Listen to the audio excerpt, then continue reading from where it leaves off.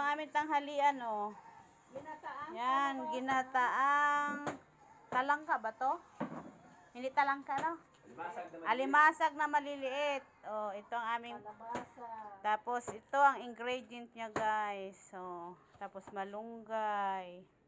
Yan ang aming tanghaliang holiday. Tapos ito ay ang kalabasa. O, kaway-kaway ka naman dyan. Hi! Oh. Maggulay tayo. Maggulay tayo ng kalabasa. O, diba? Pasensya na lang kayo, kaliwete. Oh, yan ang aming isasahog dito sa ano, guys, oh. Ito ang aming isasahog sa aming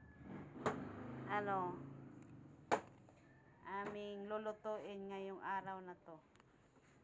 Yan, yan. Oh, yan, 'di ba?